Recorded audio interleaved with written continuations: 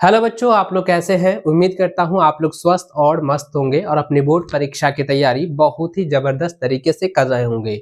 बच्चों, आज की यह वीडियो क्लास 11 के सभी विद्यार्थियों के लिए बहुत ही महत्वपूर्ण होने वाला है, क्योंकि इस वीडियो में क्लास 11 आर्ट्स वालों का देखिए ज्योग्राफी सब्जेक्ट का जो है चैप्टर 2 पृथ्वी की उत्पत्ति एवं विकास का most important VVI objective question देखने वाले हैं, जो कि आपकी बोर्ड परीक्षा के लिए बहुत ही महत्वपूर्ण है। और बच्चों, आपने अभी तक जो है क्रैश कोर्स में ज्वाइन नहीं किया तो फटाफट से बच्चों आप एबीसी कोचिंग ऐप को प्ले स्टोर पर जाकर के डाउनलोड कर लीजिए और आप एप्लीकेशन में आप क्रैश कोर्स को ज्वाइन कर लीजिए। और वहां पर आप लोगों को बेहतर तैयारी कराई जा रही है। सब पीडीएफ कंटेंट जो है आप लोग को वहां पर ही मिलेगा। ठीक है, तो फटाफट से बच्चों आप जो है प्ले स्टोर पर जा करके एबीसी कोचिंग ऐप को आप लोगों को डाउनलोड कर लेना है।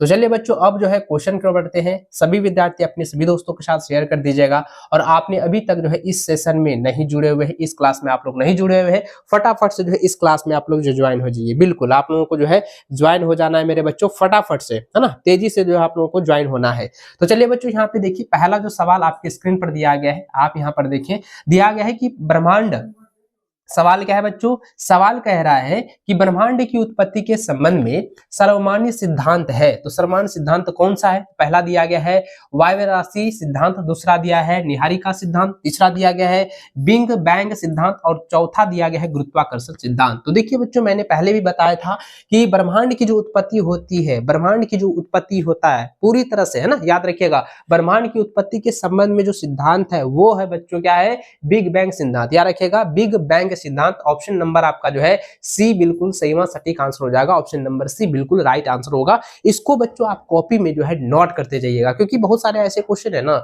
जो कि डायरेक्ट आपके बोर्ड एग्जाम में देखने को मिलेगा। बहुत ज्यादा जो है आप लोग देखेंगे कि बहुत सारे क्वेश्चन ऐसे रिपीटेड है, रिपीटेड सवाल आप लोगों को देखने को मिलेगा। और ओरिजिनल क्वेश्चन पेपर जो हम लोग करवा रहे हैं ना, उसको भी आप लोग जो है पूरा शुरू से लेकर अंत तक देखिएगा और उसको भी आप लोग कॉपी में नोट कर लीजिएगा। चलिए आगे बढ़ते बच्चों अगले सवाल की ओर। अगला सवाल दिया गया है कि पृथ्वी की उत्पत्ति के संबंध में एक प्रसिद्ध सिद्धांत वायव्य राशि की जो है परिकल्पना का प्रतिपादन किस जो है भूगोलवेत्ता ने किया। यानी कहता है कि ऐसे भूगोल कौन से वैज्ञानिक है, उसका नाम बताना है कि उसने जो है वायव्य राशि का जो है, यानी कि वायव्य राशि की जो है परिकल्पना का जो है प्रतिपादन जो है अपने भूगोलवेत्ता में किया है। तो बच्चों इसका ऑप्शन देखिए, पहला दिया गया है क्या है?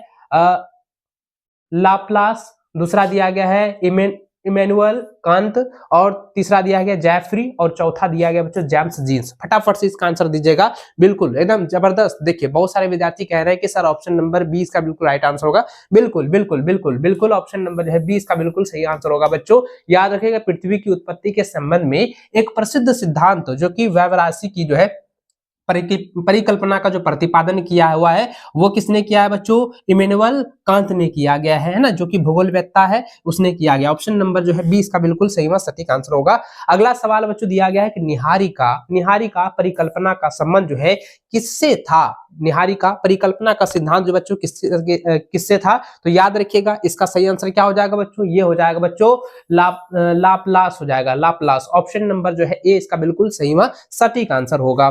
चलिए आगे बढ़ते हैं अगले सवाल की ओर। अगला सवाल दिया गया है, इनमें से किस परिकल्पना में यह जो है कहा गया है कि ग्रहों का निर्माण धीमी गति से। याद रखिएगा बच्चों, यहाँ पे सवाल जो है थोड़ा सा समझिएगा, क्योंकि ये सारे सवाल थोड़ा सा क्या होता है कि कभी कभी क्या होता है कि ऑप्शन जो है उलट फेर कर देता है, तो बच्चे यहाँ पे क्या होते हैं, घबरा जाते हैं, बच्चों का जो है यहाँ पे प्रॉब्लम आ जाता है। तो याद रखिएगा, ध्यान से समझिएगा, सुनिएगा और इसको अच्छे से आप लोग कॉपी में नोट कर लेंगे। बच्चों देखिए सवाल है कि इनमें से जो है किस परिकल्पना में यह कहा गया है कि ग्रहों का निर्माण जो है धीमी गति से घूमते हुए जो है पदार्थों के बादल से हुआ है। तो इसका सही देखिए, यहाँ पे पहला दिया गया है निहारिका परिकल्पना, दूसरा दिया है विस्तारित ब्रह्मांड परिकल्पना, तीसरा दिया गया है एक तारक परिकल्पना और चौथा दिया गया है द्वैतारक परिकल्पना। तो फटाफट से बच्चों इसका सही आंसर देंगे। बिल्कुल बिल्कुल सही जवाब।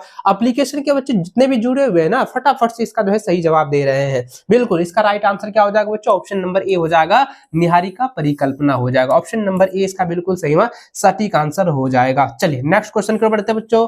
अगला सवाल दिया गया है कि निहारिका परिकल्पना का प्रतिपादन जो है कब किया गया। तो फटाफट से आंसर की ओर देखें तो ऑप्शन दिया गया है 1795 ईस्वी, दूसरा ऑप्शन है 1796 ईस्वी, तीसरा ऑप्शन है 1797 ईस्वी और चौथा है 1798 ईस्वी। देखिए निहारिका परिकल्पना जो की गई है ना बच्चों, याद रखिएगा यह जो है 1796 ईस्वी में जो है इसका प्रतिपादन किया गया है। तो यहाँ पे ऑप्शन नंबर बी जो है इसका बिल्कुल सही व सटीक आंसर हो जाएगा, एकदम राइट है। चलिए बिल्कुल आगे बढ़ते हैं। अगला सवाल आपके स्क्रीन पर आ चुका है बच्चों, थोड़ा सा देखिएगा, ये थोड़ा लंबा सवाल है, इसको आप अच्छे से देखेंगे। दिया गया है कि ब्रह्मांड के एक जो है क्या है भ्रमणशील तारा सूर्य के जो है नजदीक से गुजरा, जिसके परिणाम स्वरूप जो है तारे के गुरुत्वाकर्षण से सूर्य सतह से जो है सिगार के आकार का कुछ पदार्थ निकल कर जो है अलग हो गया। यह तारा जब सूर्य से दूर चला गया तो सूर्य सतह से बाहर निकला हुआ यह पदार्थ सूर्य के चारों तरफ जो है घूमने लगा। यह धीरे धीरे संघनित होकर जो है ग्रहों के रूप में जो है परिवर्तित हो गया। यह कथन जो है किसने प्रस्तुत किया है? यानी कि सवाल को आप समझिए बच्चों, सवाल कह रहा है, सवाल यहाँ पे समझिएगा। तो यहाँ पे पहला ऑप्शन की ओर बढ़ते, तो ऑप्शन यहाँ पे पहला दिया गया है, पहला ऑप्शन ए है, कहता है कि चैम्बरलिन एवं मोल्टन ने दिया है, या जो है सर होरोल्ड जेफरी ने दिया है, या कॉर्ल वैजास्कर ने दिया है, और चौथा ऑप्शन दिया है ओटो सिमिड ने दिया है। तो ये जो कथन है ना बच्चों, ये जो कथन है वो किसका है? यानी कि ये कह रहा है कि सूर्य, यानी कह रहा है ब्रह्मांड में एक भ्रमणशील तारा जो है वो टूट चुका है, पूरी तरह से जो है टूटा। उसके बाद सूर्य के चारों ओर जो बिखर गया और धीरे धीरे क्या हुआ कि सूर्य के जो है चारों ओर जो है घूर्णन करने लगा, और वहीं पर जो है वो स्थापित होकर के जो है ग्रह का निर्माण कर लिया, यानी कि ग्रह बन गया। तो यह जो कथन है ना बच्चों, यह कथन किसका है? फटाफट से बच्चों आप इसका आंसर दीजिएगा, क्योंकि मैंने यहाँ पे सब्जेक्टिव जब पढ़ा रहे थे ना, सब्जेक्टिव मैंने जो पढ़ाया था उसमें यहाँ पे ये सवाल जो है दिया हुआ था। और ये सवाल जो मैंने आपको पूरा डिटेल में आपको बताया था कि किस प्रकार से ग्रह जब टूटा, फिर पृथ्वी के यानी कि जो सूर्य है, ये सूर्य है, सूर्य के चारों ओर जो है चक्कर लगाने लगा। उसके बाद यह जो है धीरे धीरे क्या हुआ, यानी कि 9 ग्रह के रूप जो है ले लिया। तो 9 ही ग्रह है ना, ब्रह्मांड में कितने ग्रह हैं आप नीचे कमेंट करके बताइएगा। और उपग्रह, पृथ्वी का उपग्रह किसे कहा जाता है ये भी बताइएगा। जो है चमकीला ग्रह किसे कहा जाता है ये भी बताइएगा। खूनी ग्रह किसे कहा जाता है ये भी बताइएगा। नीचे कमेंट में आप लोग आंसर देंगे, ठीक है, फटाफट से। बिल्कुल बिल्कुल राइट आंसर हो जाएगा बच्चों। इसका आंसर क्या हो जाएगा? ये हो जाएगा चैम्बर, याद रखिएगा, चैम्बरलिन एवं जो है मोल्टन ने, है ना, याद रखिएगा। ये जो है ऑप्शन नंबर ए इसका बिल्कुल सही जवाब हो जाएगा। चलिए आगे बढ़े बच्चों। अगला सवाल दिया गया है कि द्वितारक सिद्धांत के बारे में जो है निम्नलिखित में से कौन सा सही कथन है? ऑप्शन देखिए, पहला दिया गया है ब्रह्मांड में सूर्य के साथ एक और जो है तारा का होना। दूसरा ऑप्शन है ब्रह्मांड में 2 सूर्य का होना। तीसरा है ब्रह्मांड में 2 तारे का होना। चौथा है ब्रह्मांड में सूर्य और चंद्रमा का होना। तो जल्दी जल्दी इसका आंसर देंगे बच्चों, बिल्कुल राइट आंसर हो जाएगा। इसका सही व सटीक आंसर हो जाएगा मेरे भाई, याद रखिएगा, ये कई बार एग्जाम में जो है पूछा गया, कई बार एग्जाम में जो है रिपीट हुआ है। तो याद रखिएगा इसका सही आंसर होगा ब्रह्मांड में सूर्य के साथ जो है एक और तारा का होना। ऑप्शन नंबर ए इसका बिल्कुल सही आंसर होगा, क्योंकि यह जो है द्वारक सिद्धांत है, यह जो है द्वारक सिद्धांत है। द्वारक सिद्धांत में ये होता है कि बच्चों याद, अभी मैंने पढ़ा है, अभी मैंने जो है क्वेश्चन को जो रिपीट किया था, जो क्वेश्चन नंबर जो है आपका 6 था, उसमें ये कह रहा था कि पृथ्वी जो है ब्रह्मांड में जो है एक जो है भ्रमण जो है तारा टूट जाता है, और वह क्या होता है कि पृथ्वी, मतलब ये जो सूर्य के चारों ओर जो है वह घूर्णन करने लगता है, गति करने लगता है, और वह जो है धीरे धीरे जो है ग्रह का निर्माण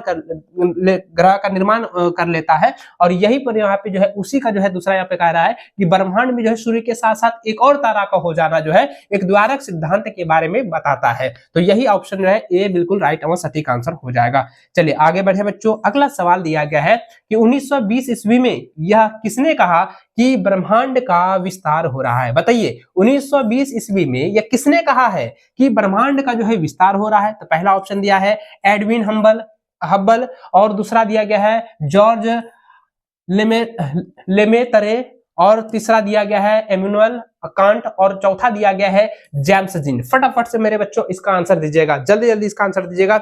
बहुत सारे विद्यार्थी कह रहे हैं सर जो है ऑप्शन बी होगा, नहीं, ऑप्शन बी नहीं होगा बच्चों, याद रखिए इमैनुअल कांट ने भी नहीं दिया है। तो जेम्स और यहाँ पे दोनों में बताइए कौन सा होगा? तो अब ये नहीं होगा, तो यहाँ पर जाएगा ऑप्शन नंबर ए, इसका बिल्कुल सही आंसर होगा एडविन हब्बल ने जो है जो है ये कहा है कि जो है ब्रह्मांड का जो है विस्तार जो है हो रहा है। याद रखिएगा कब कहा था, 1920 ईस्वी में कहा था। ठीक है, चलिए आगे बढ़े बच्चों। अगला सवाल देखिए 9वां नंबर कह रहा है, कहता है कि बिग बैंग की घटना जो है आज से कितने वर्ष जो है पूर्व हुई थी। बिग बैंग की घटना जो हुई थी बच्चों, यह जो हुआ था ना, वह हुआ था 13.7 अरब वर्ष पूर्व। याद रखिएगा 13.7 अरब वर्ष पूर्व, जो कि आप देख सकते हैं ऑप्शन नंबर आपका जो है 20 का बिल्कुल राइट व सटीक आंसर हो जाएगा। चलिए आगे बढ़े।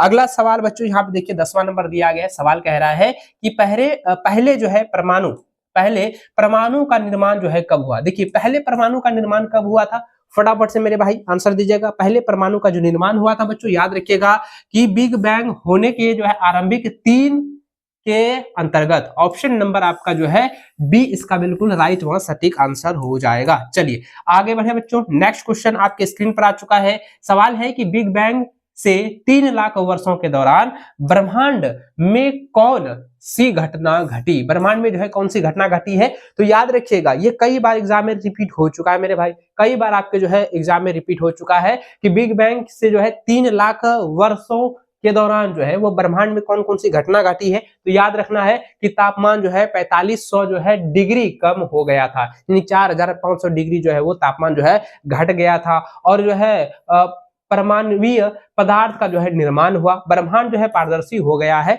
और ये सभी जो है ऑप्शन आपका राइट हो जाएगा, यानी कि ये तीनों जो है घटना घटी, इसलिए इसका आंसर क्या हो जाएगा, ऑप्शन नंबर डी हो जाएगा, इनमें से सभी। ठीक है, चलिए आगे। अगला सवाल है कि ब्रह्मांड का विस्तार से तात्पर्य क्या है। बताइए ब्रह्मांड का विस्तार होना ये क्या कहलाएगा, और इसे जो है इसका विस्तार बताना है ना। ब्रह्मांड का जो है विस्तार से क्या तात्पर्य हो सकता है, तो ब्रह्मांड का विस्तार का यही तात्पर्य है बच्चों की आकाश गंगाओं के बीच जो है कि दूरी में जो है विस्तार होना, है ना। आकाश गंगाओं के बीच की दूरी का जो है विस्तार हो जाना, तो यही कहलाएगा ब्रह्मांड का विस्तार होना, जो कि मैंने आपको पहले सब्जेक्टिव में बताया हुआ है ना। ऑप्शन नंबर ए इसका बिल्कुल राइट और सटीक आंसर होगा। चलिए आगे बढ़े बच्चों। अगला सवाल दिया गया है, स्थिर अवस्था जो है संकल्पना किसने प्रस्तुत किया। भाई ये कई बार एग्जाम में रिपीट हो चुका है, ये जो है 2022 के बोर्ड एग्जाम में पूछा जाने वाला था, है ना। लेकिन इसको थोड़ा सा जो है हटा दिया, टॉपिक को थोड़ा चेंज किया गया था, लेकिन वो क्वेश्चन को जो है थोड़ा सा घुमा के यहाँ पे पूछा है। सवाल यहाँ पे क्या है बच्चों, स्थिर अवस्था जो है संकल्पना जो है किसने प्रस्तुत किया है। पहला ऑप्शन देखिए दिया गया है होयल, दूसरा ऑप्शन दिया गया है लॉयल, और तीसरा दिया है मोल्टन, और चौथा दिया गया है बच्चों चैम्बरलिन। याद रखिएगा इसका सही व सटीक आंसर हो जाएगा मेरे बच्चों, इसका सही आंसर हो जाएगा होयल। क्या हो जाएगा, सही आंसर होयल हो जाएगा। ऑप्शन नंबर ए इसका बिल्कुल राइट व सटीक आंसर होगा। चलिए अगला सवाल आपके स्क्रीन पर आ चुका है। सवाल कह रहा है प्रकाश वर्ष क्या है। देखिए ये तो भाई बच्चा वाला सवाल है ना, प्रकाश वर्ष किसे कहते हैं। कई बार मैंने बताया भाई प्रकाश वर्ष जो है किसे कहा जाता है, जल्दी बताइएगा। प्रकाश वर्ष जो है ब्रह्मांड में दूरी मापने की इकाई को प्रकाश वर्ष कहा जाता है ना। ब्रह्मांड में जो है दूरी मापने की इकाई को हम लोग क्या कहेंगे, प्रकाश वर्ष कहते हैं। तो भाई प्रकाश वर्ष ब्रह्मांड में दूरी मापने की इकाई को कहेंगे, तो ऑप्शन नंबर ए इसका बिल्कुल राइट आंसर हो जाएगा, है ना। चलिए आगे नेक्स्ट क्वेश्चन दिया गया है कि तारों का निर्माण लगभग जो है कितने वर्ष पूर्व हुआ है। भाई ये भी तो मैंने आपको बताया हुआ ना पहले भी कि तारों का जो निर्माण हुआ है, तारों का निर्माण जो हुआ है बच्चों 5 से लेकर 6 अरब वर्ष पूर्व हुआ है। तो कहाँ है भैया, भाई यहाँ ऑप्शन नंबर ए में दिया गया है, एकदम फटाक से मार दीजिए, हो गया खल्लास, है ना। चलिए 16वां नंबर देखिए बच्चों दिया प्रकाश की गति कितनी होती है। प्रकाश की गति कितनी होती है ये आप साइंस में मैट्रिक में भी पढ़े होंगे। प्रकाश की गति कितनी होती है, 3 लाख किलोमीटर प्रति सेकंड होता भैया। ऑप्शन नंबर ए के साथ चलेंगे, 3 लाख किलोमीटर प्रति सेकंड होता है। ऑप्शन नंबर ए जो है इसका बिल्कुल राइट व सटीक आंसर हो जाएगा, बिल्कुल एकदम बच्चा। इसी तरीके से आप मेहनत करके जो है एकदम पढ़िए, एकदम जबरदस्त तरीके से आप लोगों का जो है कमेंट आ रहा है। हम देख रहे हैं जो भी एप्लीकेशन में बच्चा जुड़ा हुआ है ना, एकदम धड़ल्ले से जो है इसका आप लोग जो है जवाब दे रहे हैं ना। चलिए आगे बढ़े बच्चों। 17वां नंबर सवाल देखें।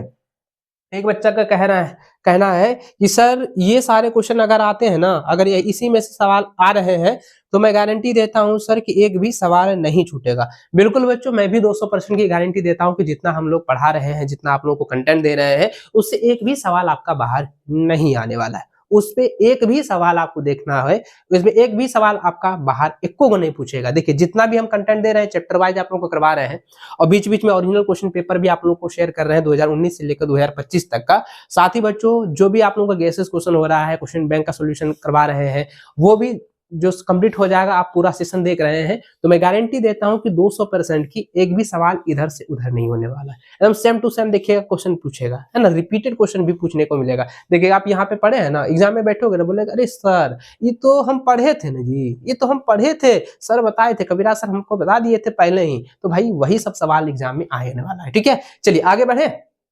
चलिए अगला सवाल देखिए बच्चों, अगला सवाल यहाँ पे दिया गया है। सवाल कहता है पृथ्वी व सूर्य की औसत दूरी होती है।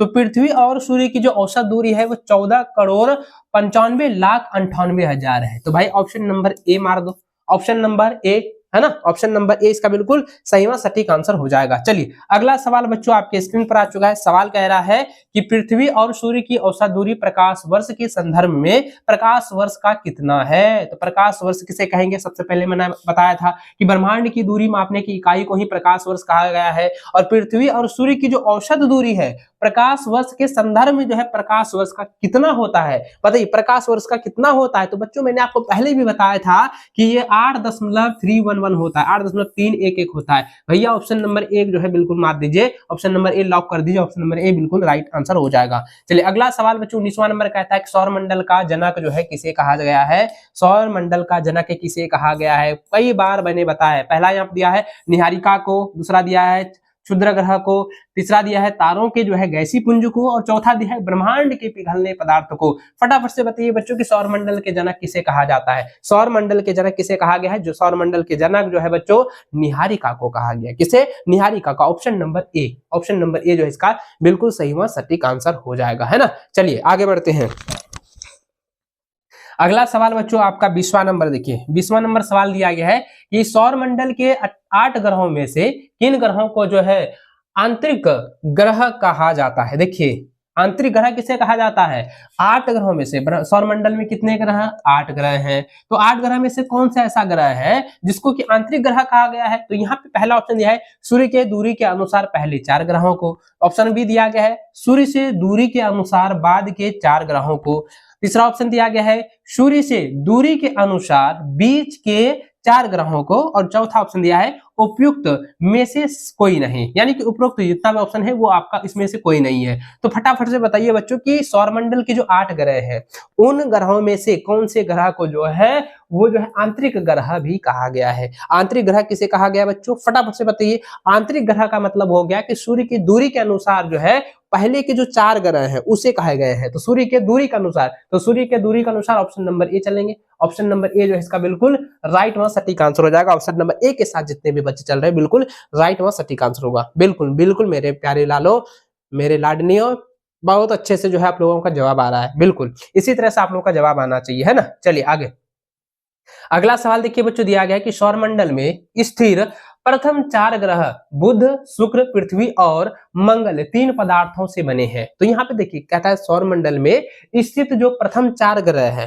प्रथम 4 ग्रह है जो कि सूर्य के दूरी के अनुसार पहले जो 4 ग्रह है तो वो क्या है, ग्रह कौन कौन सा है, बुध है, शुक्र है, पृथ्वी है और मंगल ग्रह है। इन पदार्थों से बने, यानी कहता है कौन सी पदार्थों से ये बना हुआ है। तो याद रखिए बच्चों ये जो बना हुआ है कि सेलों और धातुओं से मिलकर बना हुआ है। मैंने पहले बताया था कि सेलों और धातुओं से मिलकर बना हुआ है। तो भाई यहाँ पे देखिए ऑप्शन नंबर बी हो जाएगा, सेलों और धातुओं से। ऑप्शन नंबर बी के साथ चलेंगे, है ना। चलिए आगे बढ़ते हैं। नेक्स्ट क्वेश्चन आपके स्क्रीन पर बच्चों दिया गया है। सवाल कहता है कि जोवियम ग्रह किसे कहते हैं। बताइए जोवियम ग्रह किसे कहा जाता है। बृहस्पति के समान ग्रह को, शुक्र के समान ग्रह को, खगोलीय ठोस पिंडों को, या उपयुक्त में से किसी को नहीं। फटाफट से बताइए मेरे बच्चों, फटाफट से इसका आंसर दीजिए। मैंने कई बार बताया बच्चों, कई बार मैंने आपको ये चीज बताया है कि बृहस्पति जो ग्रह है, बृहस्पति ग्रह के जो समान ग्रह है, यानी बृहस्पति जो ग्रह है ना उसके समान एकदम सेम टू सेम ग्रह वाले को ही कहा गया है क्या, जोवियम ग्रह कहा गया है। तो यहाँ पे याद रखिएगा बृहस्पति ग्रह के समान ग्रह को, है ना, बृहस्पति ग्रह के या बृहस्पति के समान ग्रह को ही बच्चों जोवियम ग्रह कहा गया है। ऑप्शन नंबर ए इसका बिल्कुल राइट आंसर होगा। चलिए आगे अगला सवाल है कि पृथ्वी का एकमात्र जो है प्राकृतिक उपग्रह है। बताइए पृथ्वी का एकमात्र प्राकृतिक उपग्रह कौन सा है। कई बच्चा वाला सवाल है, एकदम बहुत आसान सवाल है। नहीं जाने कि पृथ्वी जे उपग्रह कहलाय छै, केरा के चंद्रमा, चंदा मामा, है ना, चंदा मामा। कहाँ भैया चंदा मामा। ऑप्शन नंबर ए बिल्कुल सही आंसर हो जाएगा। पृथ्वी का एकमात्र प्राकृतिक उपग्रह कौन सा है, चंद्रमा है ना। चंद्रमा, ऑप्शन नंबर ए इसका बिल्कुल राइट आंसर होगा। अगला सवाल देखिए बच्चों, दिया गया है कि द बिग सप्लाइट, है ना, देखिए द बिग सप्लाइट किससे संबंधित है? पहला है चंद्रमा की उत्पत्ति से, दूसरा है सूर्य की उत्पत्ति से, तीसरा है ग्रहों की उत्पत्ति से और चौथा है तारों की उत्पत्ति से। देखिए द बिग सैटेलाइट, याद रखिएगा बच्चों, द बिग सैटेलाइट जो है किससे जो है संबंधित है? द बिग अरे भैया बच्चा, है देखो चंद्र चंदा मामू चंदा, ऑप्शन नंबर, अच्छा वो 23 का चंदा मामा, बिल्कुल बिल्कुल। चंद्रमा जो होता है ना वो पृथ्वी का उपग्रह कहलाता है ना, पृथ्वी का उपग्रह ही चंदा मामा कहलाता है। हाँ बच्चा, चंद्रमा होगा जिसको चांद, वहां पे जाकर देखिए ऑप्शन में चंद्र भी रहता है तो मार दीजिएगा, चांद भी रहेगा तो फिर भी उसको टिक कर दीजिएगा, है ना। चलिए अब यहाँ पे क्वेश्चन 24वां नंबर दिया है। 24वां नंबर जो सवाल कह रहा है बच्चों कि द बिग सैटेलाइट जो है किससे संबंधित है? तो यह जो संबंधित होता है वो चंद्रमा की उत्पत्ति से, है ना। चंद्रमा की जो उत्पत्ति होती है वो किससे संबंधित होता है बच्चों? द बिग सैटेलाइट से संबंधित होता है। ऑप्शन नंबर जो है ना ए इसका बिल्कुल राइट व सटीक आंसर हो जाएगा। चलिए आगे नेक्स्ट क्वेश्चन देखिए बच्चों, 25वां नंबर कह रहा है कि चंद्रमा की उत्पत्ति लगभग जो है कितने वर्ष पूर्व हुई थी? हाय बच्चा, एकदम आसान सवाल, एकदम आसान सवाल है। जीके जीएस में आपने कई बार जो है पढ़ा होगा, और स्कूल में जब जीके जीएस करवाता है ना, जीके प्रतियोगिता परीक्षा जब करवाता है या मौखिक टेस्ट लिया जाता है तो ये सवाल बार बार पूछा। जब हम लोग एग्जाम दे रहे थे ना, जैसे हम क्लास 8 में, हाँ क्लास 8 में हम लोग का जो है राज्य लेवल का जो है आया हुआ था, तो उसमें हम पार्टिसिपेट किए थे और ये सवाल पूछा था कि चंद्रमा की उत्पत्ति लगभग कितने वर्ष हुआ था बताइए। तो हम पहले ही हाथ खड़ा कर दिए थे, हम पहले हाथ खड़ा करके बताए थे कि चंद्रमा की जो उत्पत्ति हुआ था वो 4.44 अरब वर्ष पहले हुआ था, पूर्व हुआ था। तो मेरा सही हो गया। तो भाई ऑप्शन नंबर जो है ए के साथ चलेंगे कि लगभग जो है 4.44 अरब वर्ष जो है पूर्व हुआ था चंद्रमा की उत्पत्ति। ऑप्शन नंबर ए बिल्कुल लॉक कर दीजिए, ऑप्शन नंबर ए बिल्कुल राइट आंसर हो जाएगा। चलिए आगे बढ़ते बच्चों, अगला सवाल जो है 26वां नंबर कह रहा है कि पृथ्वी की जीवन का विकास कब हुआ? तो पृथ्वी की जीवन का विकास मैंने कई बार आपको बताया है कि उसका जो विकास हुआ ना बच्चों 380 करोड़ वर्ष पूर्व हुआ है, 380 करोड़ वर्ष पूर्व हुआ है। ऑप्शन नंबर डी बिल्कुल राइट व सटीक आंसर हो जाएगा। चलिए अगला सवाल बच्चों 27वां नंबर कह रहा है कि भूप्रपट्टी पर हल्के व भारी घनत्व वाले पदार्थों के अलग होने की प्रक्रिया क्या कहलाती है? बच्चों फटाफट से बताइए। पहला दिया गया है विभेदन, ऑप्शन सी दिया है पृथक्करण, ऑप्शन बी, ऑप्शन यहाँ पे सी हो जाएगा और ये भी होगा, टाइपिंग मिस्टेक है। यहाँ पे ऑप्शन सी होगा बच्चों, क्या है शिलीभवन, और ऑप्शन डी दिया गया है अंतरीकरण। फटाफट से बताइए, जल्दी जल्दी से मेरे बच्चों, आप लोग फटाफट से बताइए इसका सही व सटीक आंसर क्या होगा, जल्दी से बताइए बच्चा। अरे बच्चा यहाँ पे सर 27 का जो है, अरे भैया पृथ्वीकरण कहां से हो जाएगा बच्चों? पृथक्करण नहीं होगा। यहाँ पे कह रहा है कि भूप्रपट्टी पर हल्के व भारी घनत्व वाले पदार्थों के अलग होने की प्रक्रिया को हम विभेदन कहते हैं। क्या कहते हैं? विभेदन कहते हैं। विभेदन कौन सा हो जाएगा? ऑप्शन नंबर ए ना होगा जी, ऑप्शन नंबर ए इसका बिल्कुल राइट व सटीक आंसर होगा। चलिए आगे नेक्स्ट क्वेश्चन देखिए बच्चों, 28वां नंबर दिया गया। सवाल क्या कह रहा है? माइक ना बंद हुआ, अच्छा ठीक चल रहा है ना। चलिए 28 नंबर सवाल कह रहा है कि पृथ्वी के वायुमंडल में वर्तमान संरचना में जो है किसका प्रमुख योगदान है? फटाफट से बताइए किसका प्रमुख योगदान होता है? नाइट्रोजन एवं ऑक्सीजन का। ऑप्शन नंबर बी के साथ चलेंगे, ऑप्शन नंबर बी बिल्कुल राइट आंसर होगा। 29वां नंबर सवाल देखिए बच्चों क्या दिया गया है, फटाफट से आप इसको जो है 29वां नंबर आप लोग जवाब दीजिए। तो देखिए बच्चों अगला जो सवाल आपका 29वां नंबर है उसको आप ध्यान से देखें, क्योंकि ये एग्जाम के लिए बहुत ज्यादा इंपॉर्टेंट है और मैंने कई बार आपको बताया हुआ है। देखिए सवाल कह रहा है बच्चों की प्रारंभिक वायुमंडल में जो है किन तत्वों की अधिकता थी? मैंने कई बार बताया था हाइड्रोजन और हीलियम की जो है अधिकतम जो है अधिकता थी, यानी कि हाइड्रोजन H की, है ना, मैंने बताया था हाइड्रोजन H हो गया और जो है हाइड्रोजन H हो गया और हीलियम He, ये दोनों की जो है अधिकता थी। ऑप्शन नंबर ए इसका बिल्कुल सही व सटीक आंसर हो जाएगा। चलिए आगे बढ़ते हैं बच्चों, अगला सवाल आपके स्क्रीन पर आ चुका है। सवाल कह रहा है कि प्रकाश संश्लेषण की प्रक्रिया कितने साल पहले जो है विकसित हुई? प्रकाश संश्लेषण जो है की प्रक्रिया कितने साल पहले जो विकसित हुई है? पहला ऑप्शन है 250 से लेकर 300 करोड़ वर्ष पहले, दूसरा ऑप्शन है 200 से लेकर 300 करोड़ वर्ष पहले, तीसरा ऑप्शन है 400 से लेकर 500 करोड़ वर्ष पहले और चौथा ऑप्शन है 450 से लेकर 500 करोड़ वर्ष पहले। तो जल्दी जल्दी बताइए कि प्रकाश संश्लेषण की प्रक्रिया जो है कितने साल पहले जो है विकसित हुई है। एक बच्चा कमेंट कर रहा है कि सर आप इतने काले दिख रहे हैं सर, लाइट क्या हुआ? अरे बच्चा लाइट वहाँ कट गया है, लाइट कट गया है, इसी कारण से जो हम लोग काले देख रहे हैं, लेकिन क्वेश्चन दिख रहा है ना। चलो यही यही मेरे लिए काफी है, क्वेश्चन दिख रहा है, आप लोग इसका जवाब दीजिए। ठीक है, हम काले हैं गोरे हैं, काले हैं तो क्या हुआ, दिल वाले हैं, है ना। जो सभी बच्चों का देखो तैयारी करो, एकदम जबरदस्त तैयारी करो। ठीक है, चलिए अब यहाँ पे क्वेश्चन क्यों बढ़े। क्वेश्चन यहाँ पे कह रहा था बच्चों कि प्रकाश संश्लेषण की प्रक्रिया जो है कितने साल पहले जो है विकसित हुआ है। तो बच्चों आप लोग फटाफट से आंसर दीजिए।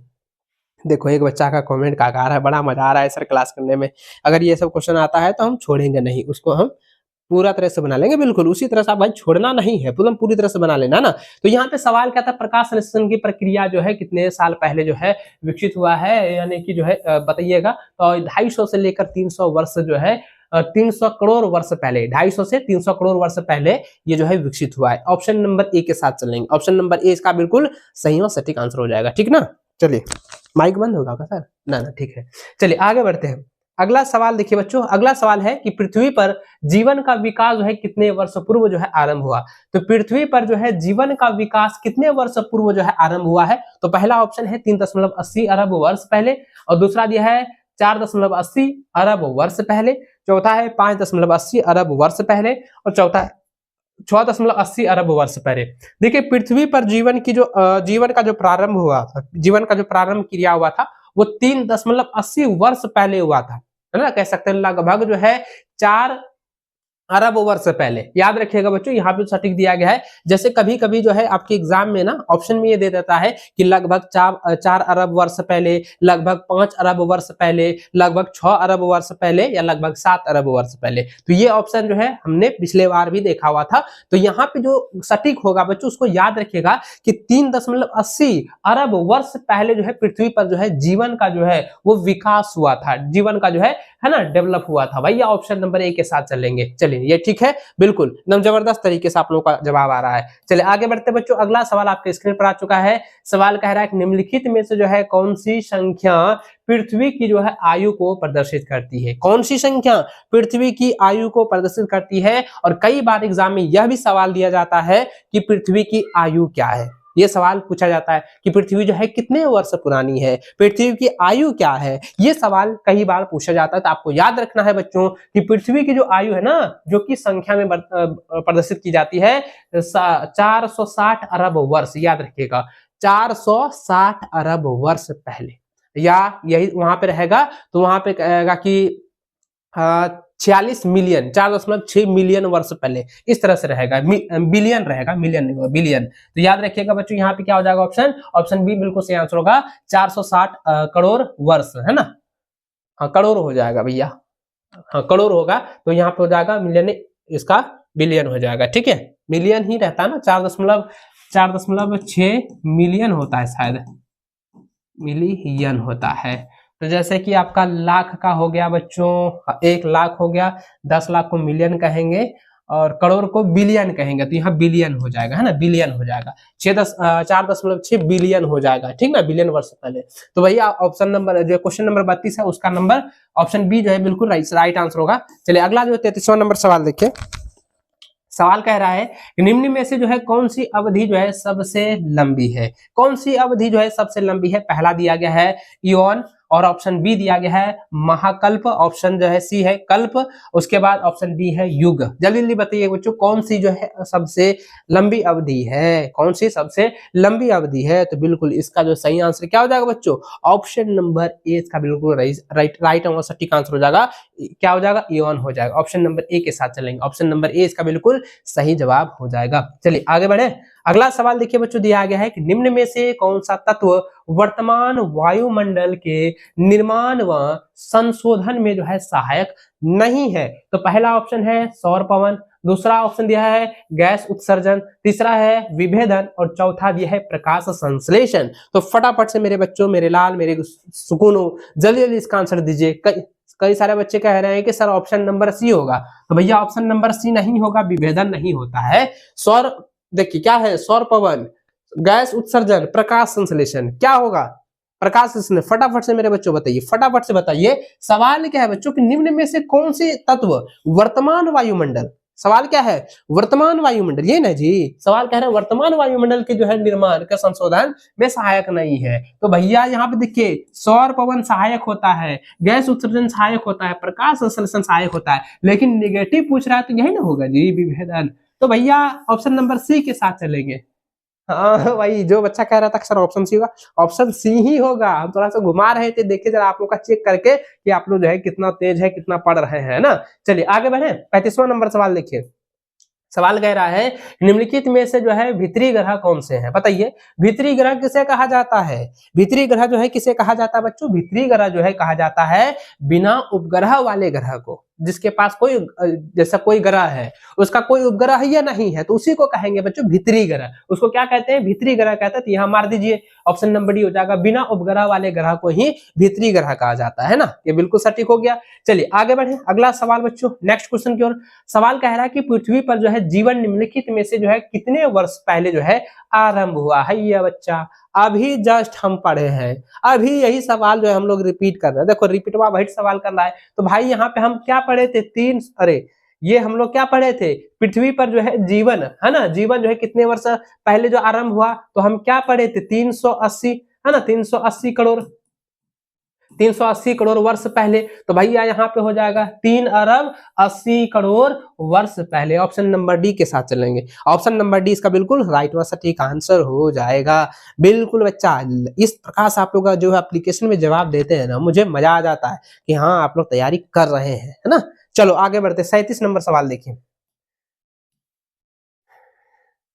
एक बच्चा का कह रहा है कि सर आप ना कलवा दिख रहे हैं। कलवा है तो कलवा नहीं दिखेंगे, बताओ। कालवे है तो कलवा नहीं दिखेंगे, काले है तो काले नहीं दिखेंगे, काले है तो काहो, अरे काले है तो काहू दिल वाले है, नहीं सुना था उनका ना।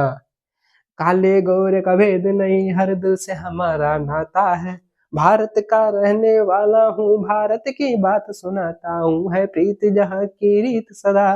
वो तो गीत नहीं सुने हैं, तब कलवा रहने दो, कोई दिक्कत ना है। चलिए अब यहाँ पे यहाँ पे देखिएगा, 37वां नंबर सवाल कह रहा है, कहता है निम्नलिखित में से किस युग को जो है मत्स्य युग कहा जाता है। निम्नलिखित में से किस युग को बच्चों मत्स्य युग कहा जाता है, जल्दी जल्दी बताइए किस युग को मत्स्य युग कहा जाता है। तो बच्चों याद रहेंगे, ऑप्शन नंबर ए इसका बिल्कुल सही आंसर हो जाएगा। क्या हो जाएगा, क्या है, डेवोनियन युग को ही मत्स्य युग कहा गया है, मत्स्य युग कहा गया, मछलियों का युग। ऑप्शन नंबर ए बिल्कुल राइट आंसर होगा। अगला सवाल 38वां नंबर कह रहा है कि निम्नलिखित में से जो है किस युग को, सवाल क्या है बच्चों, निम्नलिखित में से जो है किस युग को जो है डायनासोर का जो है युग कहा जाता है। डायनासोर का युग जो था ना बच्चों, तो आपको मैंने बताया था कि डायनासोर का जो युग होता है उसको जो है क्या है, ज्यूरेसिक युग कहा गया है, ज्यूरेसिक युग कहा गया है। और ज्यूरेसिक युग के बारे में ना हॉलीवुड में एक फिल्म भी है, हमने देखा हुआ था।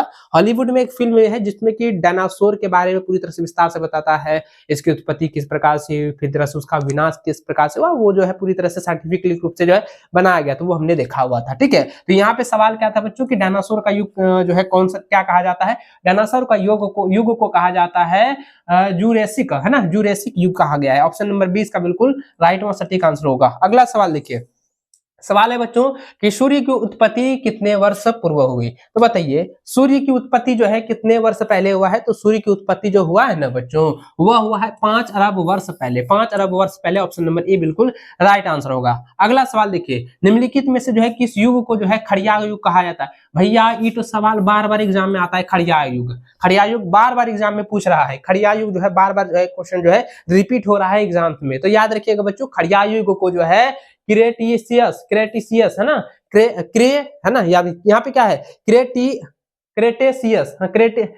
क्रेटेशियस युग को ही कहा गया है खड़िया युग। याद रखिएगा, क्रिटेशियस युग को ही खड़िया युग कहा गया। ऑप्शन नंबर जो है ए बिल्कुल राइट और सटीक आंसर हो जाएगा। चलिए उसके बाद लास्ट ही क्वेश्चन है, आप लोग जो है जवाब दीजिए तेजी से, जो है आप लोगों का जो है जवाब मेरे भाई आना चाहिए, है ना। अब देखिए तो काला है तो गोरे हो गए ना जी, चलो लाइट आ गया तो गोरे हो गए। चलिए आगे बढ़ते हैं। अगला सवाल देखिए बच्चों, दिया गया 41वां नंबर सवाल कह रहा है कि बिग बैंग सिद्धांत के अनुसार जो है ब्रह्मांड की उत्पत्ति जो है लगभग कितने वर्ष पूर्व हुई।